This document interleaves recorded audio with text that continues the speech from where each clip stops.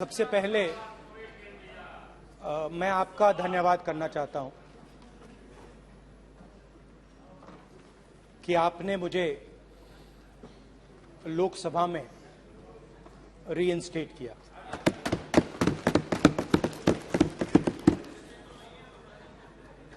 और पिछली बार जब मैं बोला तो शायद मैंने आपको थोड़ा कष्ट भी पहुंचाया, क्योंकि मैंने इतनी जोरों से अदानी जी पे फोकस किया कि जो आपके सीनियर नेता हैं शायद उनको थोड़ा कष्ट हुआ। तो वो जो उनको कष्ट हुआ,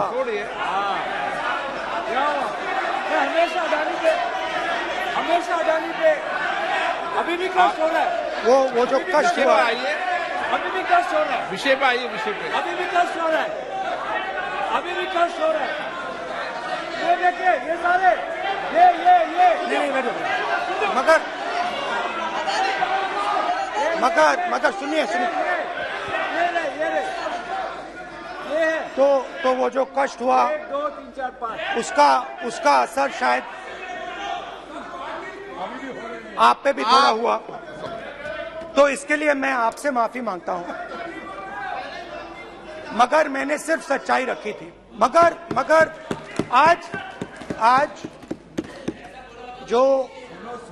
जो मेरे बीजेपी के मित्र हैं, आज आपको डरने की जरूरत नहीं है, डरो मत क्योंकि आज जो मेरा भाषण है, डरो मत और आप डरो मत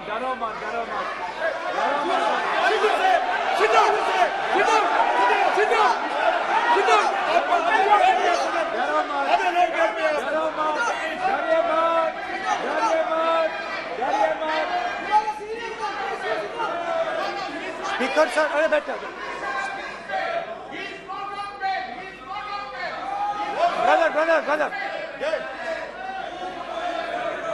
तो आज कोई घबराने की जरूरत नहीं है। आज मैं अपना भाषण, मेन जो भाषण है वो अदानी जी पे नहीं बोलने जा रहा हूं। आप छोड़िए, तो आप रिलैक्स कर सकते हैं, आप शांत रह सकते हैं, क्योंकि मेरा भाषण आज दूसरी डायरेक्शन में जा रहा है।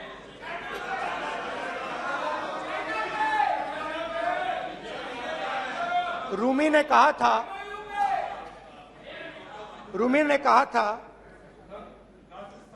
जो शब्द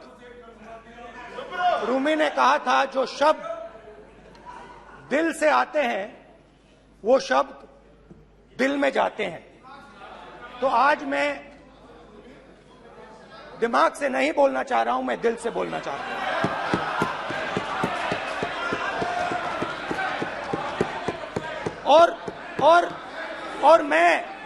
और मैं आज आप लोगों पर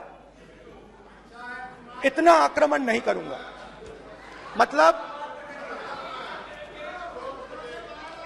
एक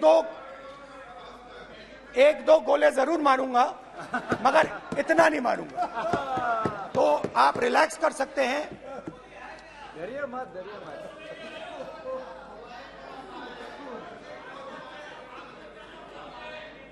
अरे रक्षा मंत्री जी आज संभाल लेंगे आप लोग।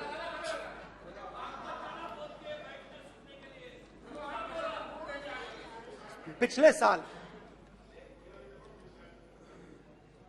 130 दिन के लिए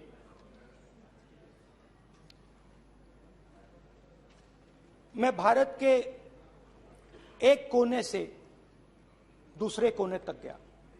अकेला नहीं, बहुत सारे लोगों के साथ।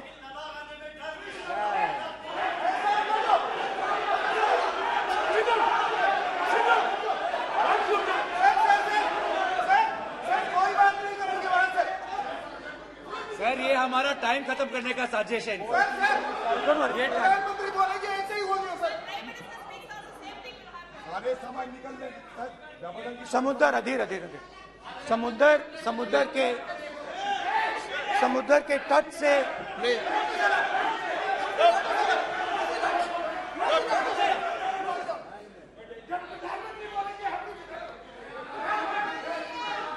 माननीय सदस्य प्लीज प्लीज ऐसे धमकाने का बात की मत बोलो यहाँ पे। यहाँ पे बोलिए, आप उधर भी हाँ बोलिए। प्लीज। मैं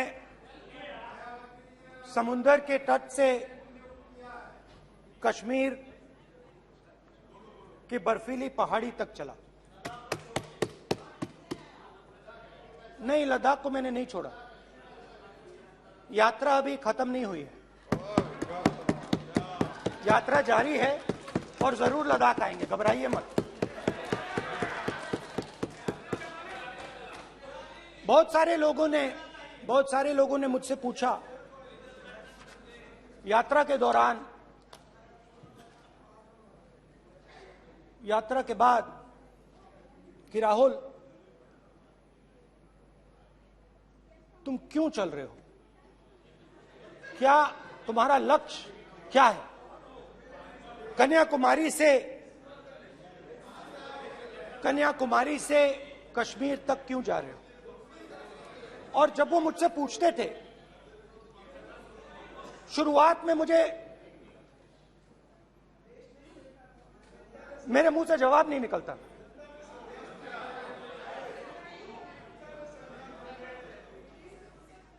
शायद मुझे ही नहीं मालूम था कि मैंने ये यात्रा क्यों शुरू की। जब मैं कन्याकुमारी से शुरू हुआ, मैं सोच रहा था मैं हिंदुस्तान को देखना चाहता हूं, समझना चाहता हूं, लोगों के बीच में जाना चाहता हूं, मगर गहराई से मुझे मालूम नहीं था।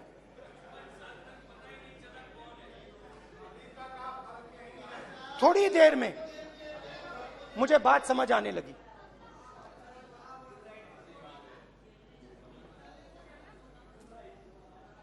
जिस चीज से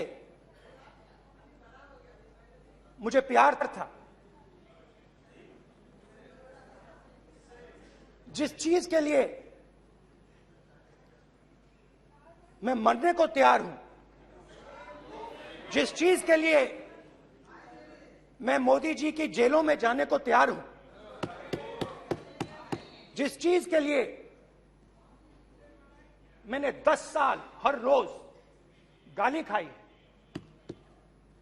उस चीज को मैं समझना चाहता था।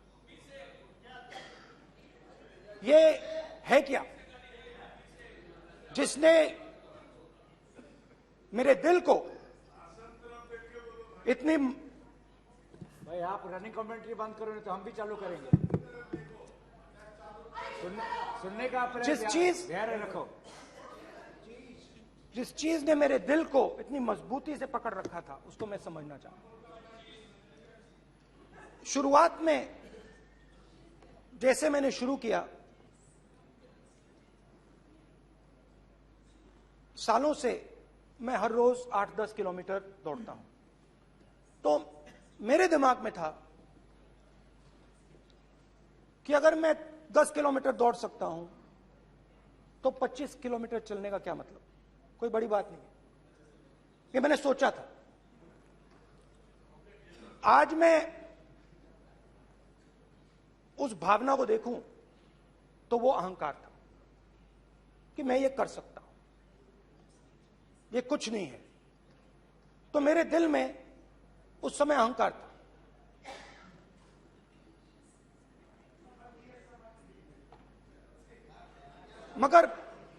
मगर भारत अहंकार को एकदम मिटा देता है, 1 सेकंड में मिटा देता है। तो हुआ क्या, 2-3 दिन में मेरे घुटने में दर्द शुरू हो गया। पुरानी इंजरी थी और जबरदस्त दर्द। हर रोज मैं उठूं और मेरे घुटने में दर्द, हर कदम में दर्द। तो पहले 2-3 दिनों में जो अहंकार था, जो मतलब भेड़िया जो निकला था वो चींटी बन गई एकदम। जो हिंदुस्तान को अहंकार से देखने निकला था वो पूरा का पूरा अहंकार गायब हो गया।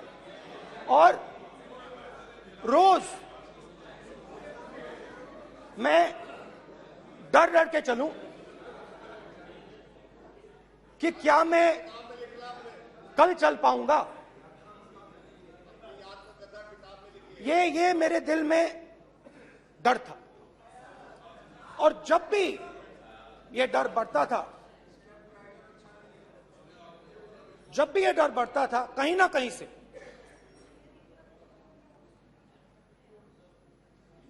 कोई ना कोई शक्ति मेरी मदद कर देती। एक दिन मैं सह नहीं पा रहा था, एक छोटी सी लड़की आती है, मुझे चिट्ठी दे देती। मैंने चिट्ठी खोली, 8 साल की थी, उसमें लिखा था, Rahul, I am walking with you, don't worry. उसने मेरे पैर में चोट देखी और उसने अपनी शक्ति मुझे दे दी। सिर्फ उसने नहीं, लाखों लोग ने। और शुरुआत में जब मैं चल रहा था, कोई किसान आता था, मैं एकदम पहले उसको अपनी बात बताता था कि आपको ये करना चाहिए, आपको इस प्रकार से काम करना चाहिए। मगर इतने लोग आए, हजारों लोग आए कि थोड़ी देर में मैं बोल नहीं पाया। जो मेरे दिल में बोलने का डिजायर था वो बंद हो गया, बोल ही नहीं पाया क्योंकि इतने लोगों से बोलना था। और एक सन्नाटा सा छा गया, भीड़ की आवाज थी, भारत जोड़ो, भारत जोड़ो, भारत जोड़ो। और जो मेरे से बात करता था उसकी आवाज में सुनता गया।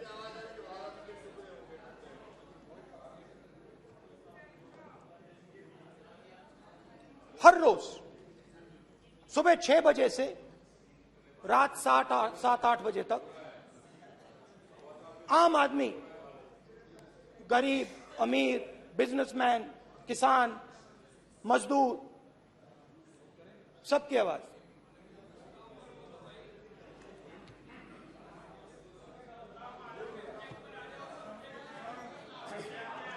आ रहा हूं। आप कल से रुके, अब थोड़ा और रुक लो, 5-10 मिनट रुक जाओ। तो ये चलता गया, मैं बात सुनता गया। और फिर मेरे पास एक किसान आया और किसान ने हाथ में रुई पकड़ी हुई थी और उसने मुझे कहा, अध्यक्ष महोदय, उसने मुझे कहा, मेरी आंख में देखकर उसने मुझे अपना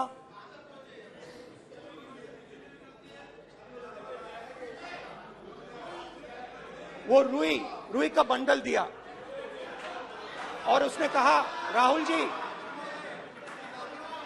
यही बचा है मेरे खेत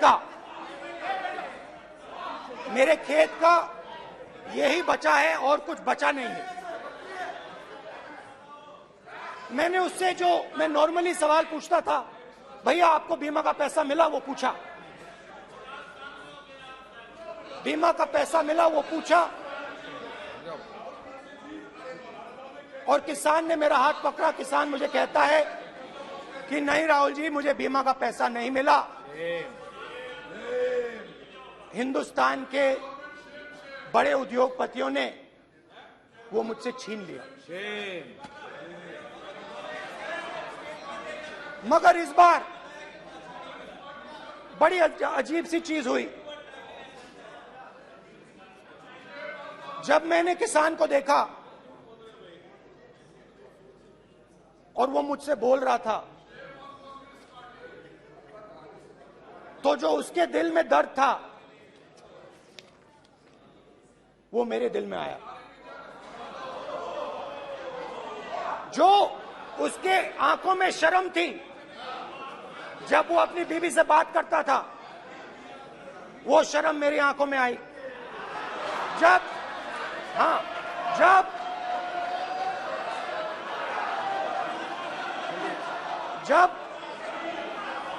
उसकी जो भूख थी वो मुझे समझ आई। और उसके बाद यात्रा बिल्कुल बदल गई। मुझे भीड़ की आवाज नहीं सुनाई देती थी, मुझे सिर्फ उस व्यक्ति की आवाज सुनाई देती थी जो मेरे साथ बात कर रहा था।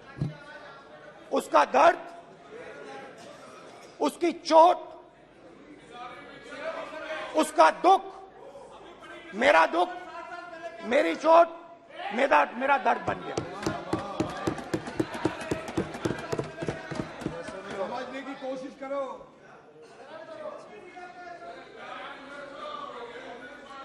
भाइयों और बहनों, लोग कहते हैं कि ये देश है, कोई कहता है ये अलग अलग भाषाएं हैं, कोई कहता है ये जमीन है, मिट्टी है, कोई कहता है ये धर्म है, ये सोना है, ये चांदी है। मगर भाइयों और बहनों, सच्चाई है कि ये देश एक आवाज है। ये देश सिर्फ एक आवाज है। ये देश, इस देश की लोगों की आवाज है। इस देश के लोगों का दर्द है, दुख है, कठिनाइयां हैं। और अगर हमें इस आवाज को सुनना है तो हमारे दिल में जो अहंकार है, हमारे जो डिजायर्स हैं, हमारे जो सपने हैं, उनको हमें परे करना पड़ेगा। जब हम अपने सपनों को परे करते हैं तब हमें हिंदुस्तान की आवाज सुनाई देती है, तब तक हिंदुस्तान की आवाज हमें नहीं सुनाई देती। अब आप कहोगे ये बात मैंने नॉन कॉन्फिडेंस मोशन में क्यों रखी?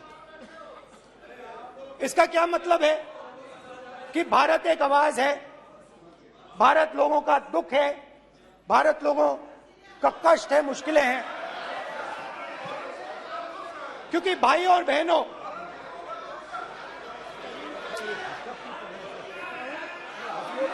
अध्यक्ष महोदय, अब पूरा सूद समय जवाब तुमको मिलेगा, फिर पूरा सूद समय देंगे सर। फिर आप हमें मत रोकेगा सर। अध्यक्ष महोदय, फिर आप हमें मत रोकेगा सर। आप हमें मत रोकेगा, फिर आप हमें मत रोकेगा, आप हमें मत रोकेगा, फिर आप हमको मत रोकेगा सर। हम सब देख रहे हैं, सब सुन रहे हैं, आप हमको फिर मत रोकेगा सर। तो स्पीकर सर, भारत एक आवाज है। भारत इस देश के सब लोगों की आवाज है। और अगर हम उस आवाज को सुनना चाहते हैं, हमें अहंकार को, नफरत को मिटाना पड़ेगा। स्पीकर सर, कुछ ही दिन पहले मैं मणिपुर गया। हमारे प्रधानमंत्री नहीं गए, आज तक नहीं गए, क्योंकि उनके लिए मणिपुर हिंदुस्तान नहीं है।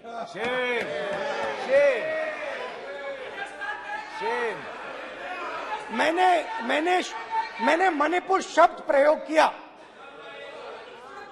मगर आज की सच्चाई यह है कि मणिपुर नहीं बचा है। मणिपुर को आपने दो भाग में कर दिया है। मणिपुर को आपने बांट दिया है, तोड़ दिया है। मैं मणिपुर में रिलीफ कैंप्स में गया। रिलीफ कैंप में आज जा रहा हूं।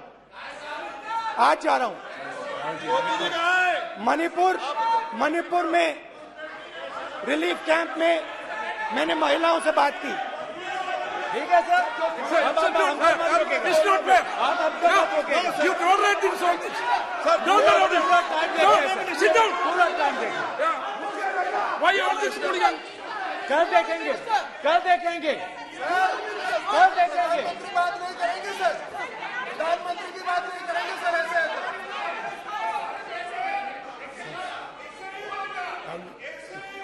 सूद समय मैं जवाब मणिपुर मिलेगा। गया और मणिपुर के कैंप्स में मैंने महिलाओं से बात की, बच्चों से बात की, जो हमारे प्रधानमंत्री जी ने आज तक नहीं किया।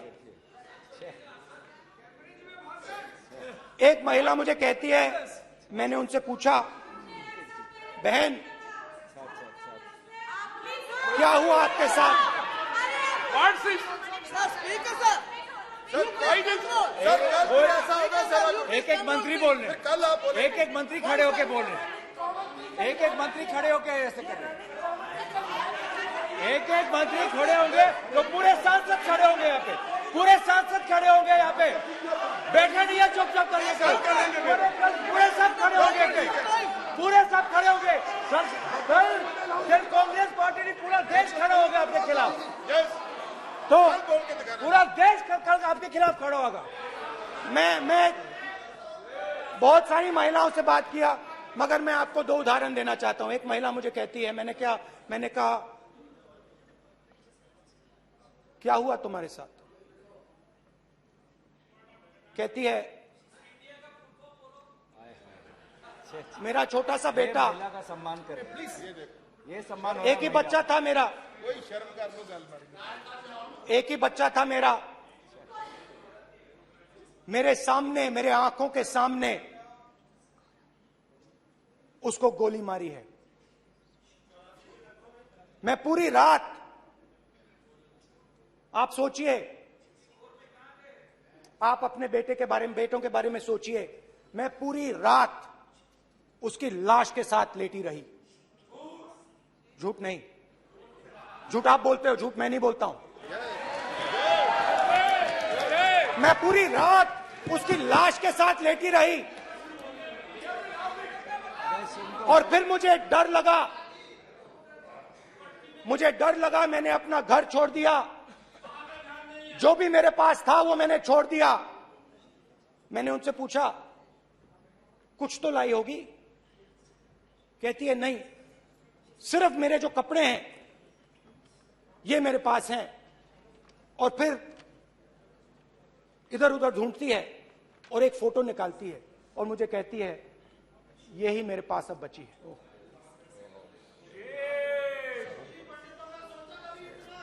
एक और उदाहरण, दूसरे कैंप में मैं, एक महिला मेरे सामने आती है, मैं उससे पूछता हूं, तुम्हारे साथ क्या हुआ? क्या हुआ तुम्हारे साथ? और जैसे ही मैंने ये सवाल पूछा,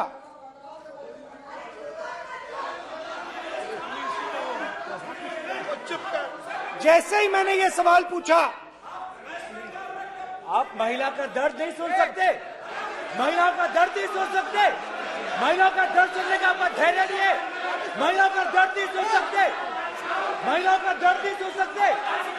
जैसे ही मैंने उससे ये सवाल पूछा, बैठो, जैसे सर, प्लीज सर,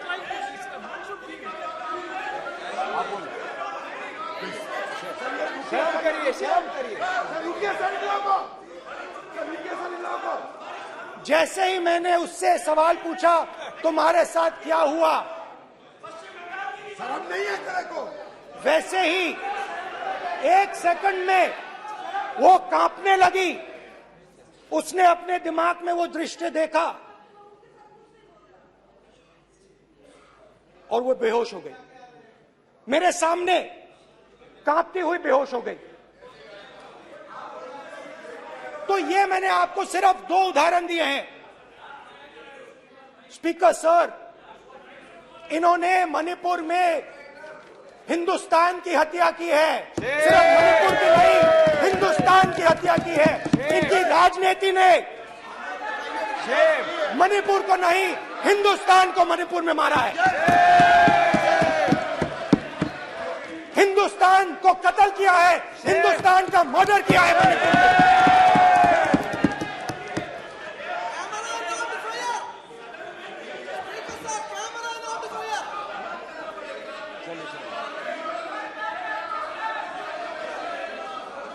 अरे दो भाग किए हैं, शराब करिए जी।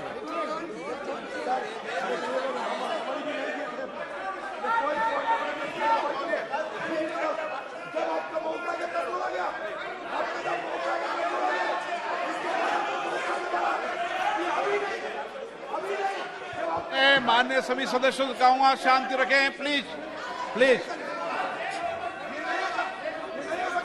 मणिपुर, हाँ क्या बोल रहे हैं? अब बोलिए।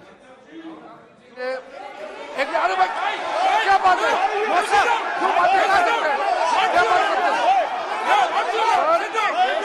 इन्होंने राहुल गांधी ने आज सदन में पानी पी रहे हैं भाई। आप क्या बात करते, बैठो सर। सर ये राहुल गांधी ने आज जो बातें कही है इस सदन में बहुत ही गंभीर बात किया है। मैं उनसे एक सवाल पूछना चाहता हूँ। 7 दशक तक हजारों लोगों को नॉर्थ ईस्ट में किए हुए हैं, इसका जिम्मेदार कांग्रेस पार्टी है। राहुल गांधी को माफी मांगना चाहिए। राहुल गांधी का कांग्रेस पार्टी 7 साल से ज्यादा इस देश को शासन किया है। नॉर्थ ईस्ट को इन्होंने खत्म किया है। आज नॉर्थ ईस्ट में जितना मिलिटेंसी है ये कांग्रेस पार्टी ने पैदा किया है। क्या बात करते हैं, क्या बात करते हैं? आज नॉर्थ ईस्ट में सारा मिलिटेंट ग्रुप है, सारा कांग्रेस पार्टी की वजह से जन्म हुआ है।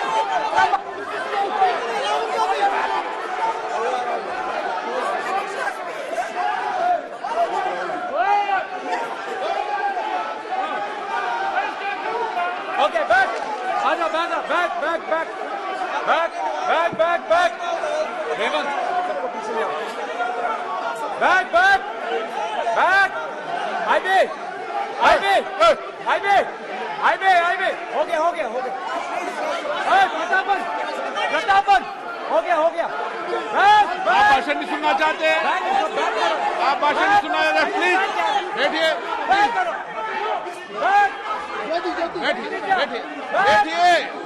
प्लीज बैठिए।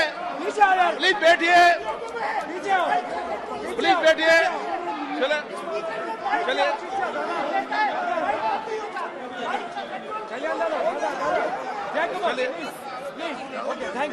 Thank you.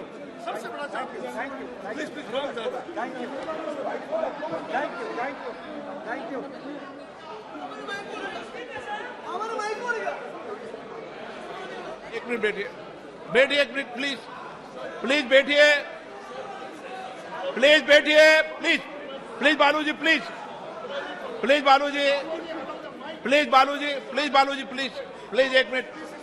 एक मिनट प्लीज बैठिए।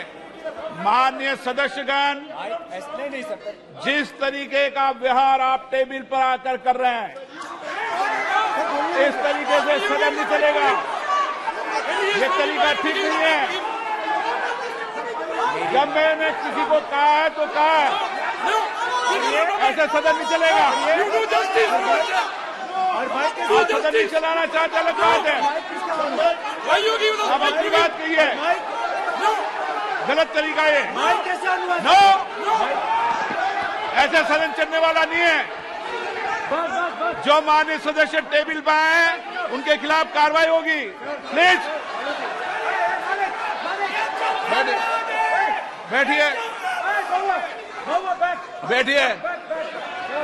आप भी बैठिए।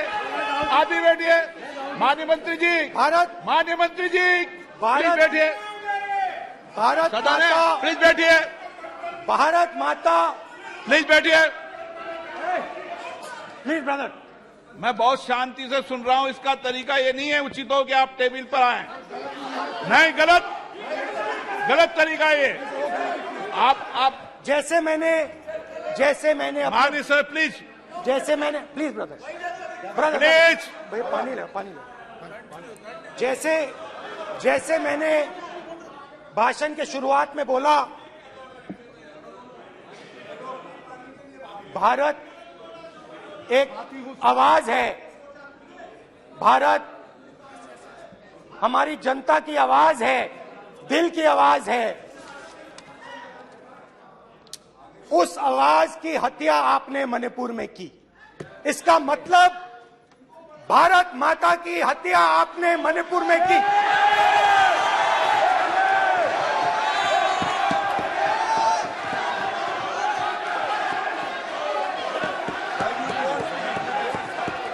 भारत माता को आपने मणिपुर के लोगों के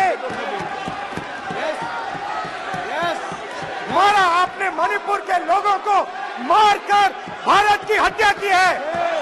आप देश द्रोही हो, आप देशभक्त नहीं हो, आप देश प्रेमी नहीं हो, आप देशद्रोही हो। आपने देश की हत्या मणिपुर में की। प्लीज एक मिनट प्लीज बैठिए, प्लीज बैठिए। अब सवाल आप उठता है, बैठना चाहते नहीं बैठना चाहते, आप बैठना चाहते नहीं बैठना चाहते, इसीलिए आपके बैठना प्रधानमंत्री चाहते आप। मणिपुर में नहीं मैं जा आपको सकते बैठिए आप हैं, क्योंकि उन्होंने प्लीज देश की हत्या की है। मणिपुर में हिंदुस्तान की हत्या की है, भारत माता की हत्या की है। मणिपुर के लोगों के दिल में। प्लीज एक मिनट बैठिए आप, एक तो मिनट सवाल बैठिए। उठता है, एक मिनट बैठिए, एक मिनट आप भी विराजे, आप भी विराजो, आप बैठिए सही, नहीं बैठिए रहने दो आप बैठिए आप प्लीज बैठिए आप प्लीज। आप बोल रहे हैं फिर आप भारत माता के रखवाले नहीं एक हो, मिनट माननीय सर। आप भारत माता के हत्यारे हो। प्लीज माननीय सदस्य प्लीज माननीय सदस्य प्लीज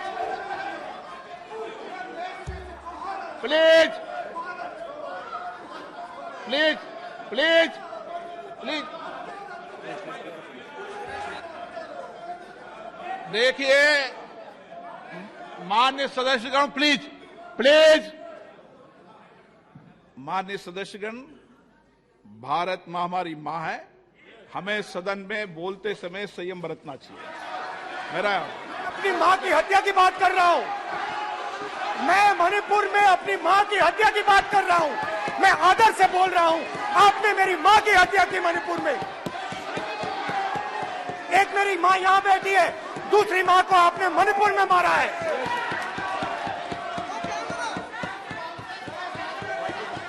और हर रोज जब तक आप हिंसा को बंद नहीं करोगे, तब तक आप मेरी माँ की हत्या कर रहे हो।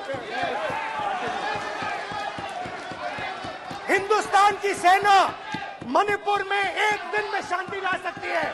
हिंदुस्तान की सेना का आप प्रयोग नहीं कर रहे हो, क्योंकि आप हिंदुस्तान को मणिपुर में मारना चाहते हो।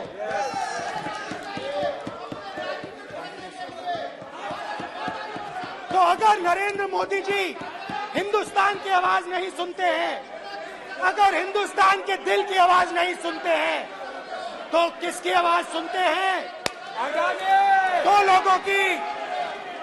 दो लोगों की आवाज सुनते हैं। किसकी आवाज सुनते हैं? इसकी आवाज सुनते हैं माननीय सदस्य और इसलिए सुनते हैं। नो एक गलत तरीका माननीय सदस्य, देख लीजिए गलत तरीका है। अडानी जी के लिए मोदी जी ने क्या काम किया है। देख माननीय लीजिए, सदस्य आप ये पहले आप और ये क्वेश्चन बाद लेकर आए, में। गलत तरीका आपका। माननीय सदस्य आपका गलत तरीका है, आप सीनियर सदस्य हैं, आप इस तरीके का व्यवहार सदन में मत करिए। आप बात करिए, लेकिन इस तरीके से पोस्टर लाना ये उचित नहीं है किसी तरीके से। रावण दो लोगों की सुनता था। रावण दो लोगों की सुनता था, मेघनाथ और कुंभकर्ण। वैसे ही नरेंद्र मोदी दो लोगों की सुनते हैं, अमित शाह और अडानी। भाई और बहनों, लंका को हनुमान ने नहीं जलाया था, लंका को रावण के अहंकार ने जलाया था। प्लीज माननीय सदस्य, आप संयमित बोले। आप ये सदन है, आप तरीके से बोलिए। माननीय राम सदस्य, ने रावण को नहीं मारा था, रावण के अहंकार ने रावण को मारा था। आप पूरे देश में केरोसिन फेंक रहे हो, पूरे देश में आप केरोसिन फेंक रहे हो। आपने मणिपुर में केरोसिन फेंकी, आपने चिंगारी लगा दी। अब आप हरियाणा में कर रहे हो, पूरे देश को आप जलाने में लगे हो। आप पूरे देश में भारत माता की हत्या कर रहे हो। धन्यवाद स्पीकर।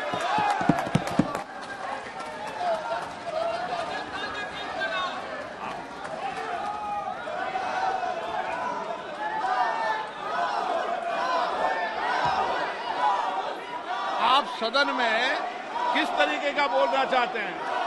ये सदन है माननीय सदस्य, संसद है। प्लीज बैठिए, प्लीज बैठिए।